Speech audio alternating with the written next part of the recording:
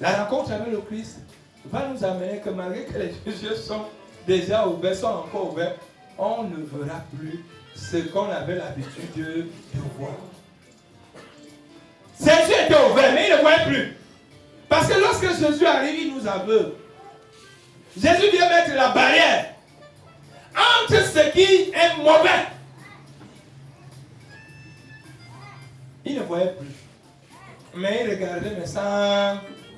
Mais alors qu'avant, à peine vu, ne laisse pas. Oui, quand Jésus apparaît en ce moment-là, on voit. Mais on commence à se contenir, on commence à se maîtriser, on commence. On ne fait plus comme hier.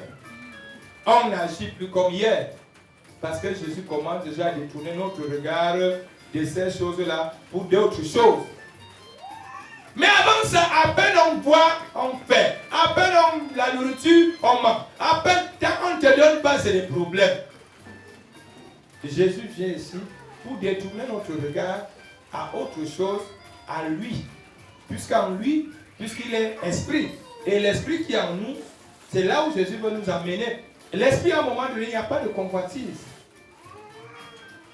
L'esprit, à un moment donné, n'a pas tout ce que la chair veut.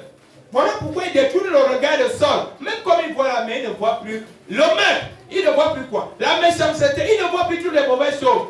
Mais comment il y avoir autre chose?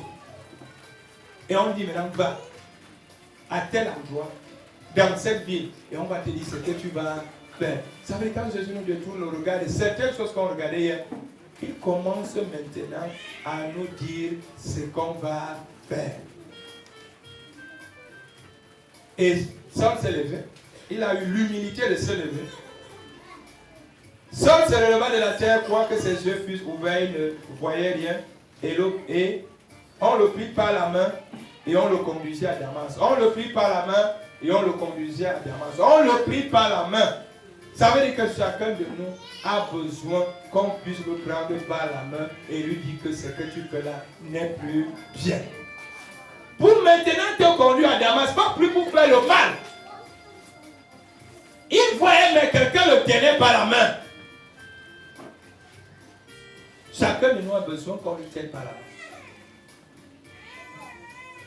Oui, le jour que Jésus décide de tourner ton regard de certaines choses, il fait en sorte qu'on te tienne par pour te conduire à Damas. Pas plus pour le même mal, parce qu'il allait à Damas pour faire le mal.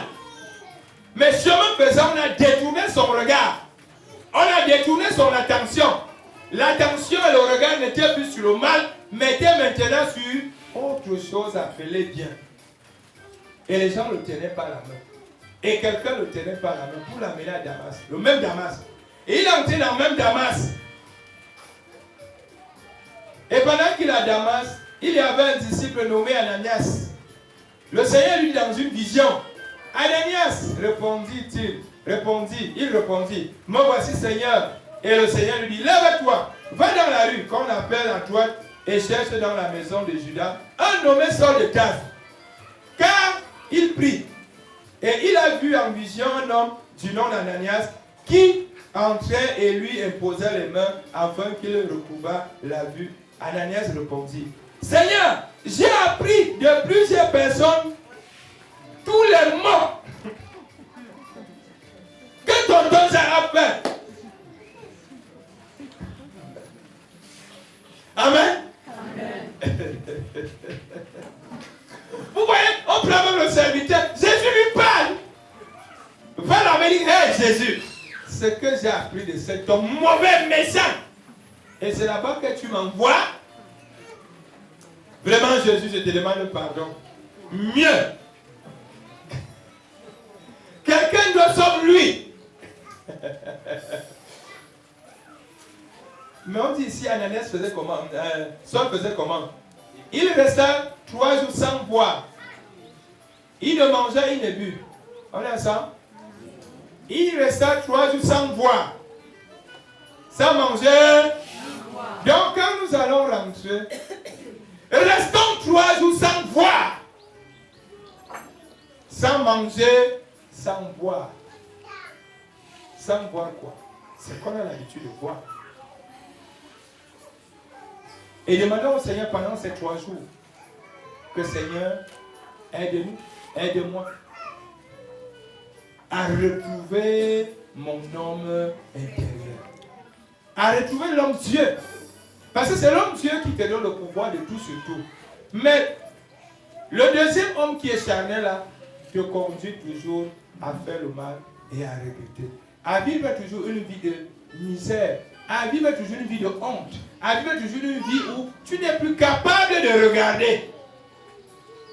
Alors que l'autre être-ci a le pouvoir. Nous tous, quand on fait le mal, on n'a plus la même, on ne peut plus regarder comme ça. On marche toujours.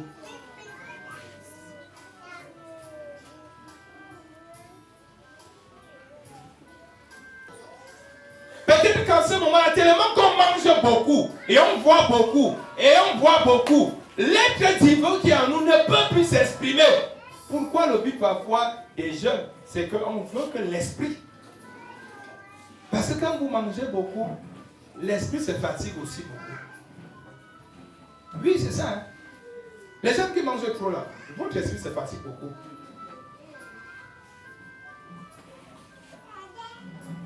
C'est ça que vous voyez, d'autres là, ils sont toujours là, ils sont toujours bastos. Dès qu'ils finissent de manger, ils prennent quelques trucs là pour essayer. Quand la graisse de la nourriture est tuée et tout s'entasse, votre esprit pèse et étouffé.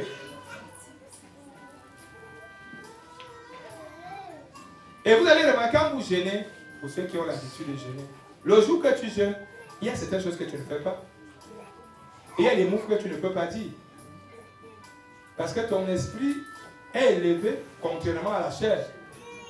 C'est la chair qui te donne la force de dire mouf, imbécile, salopard. Mais quand c'est là, la chair n'est pas nourrie comme il le faut, il t'est difficile de dire mouf à quelqu'un. Quand il te dit mouf, l'esprit regarde seulement que Dieu te sauve ici dehors.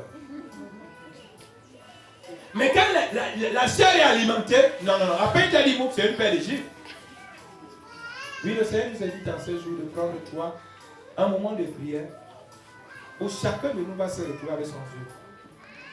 Pour retrouver l'être qui somnole là. L'être divin que Dieu a mis en chacun de nous et qui aujourd'hui n'arrive plus à s'exprimer. Oui, Jésus apparaît sur le chemin de Damas. Saul n'était pas seul. Il était avec les gens. Tout le monde pouvait entendre.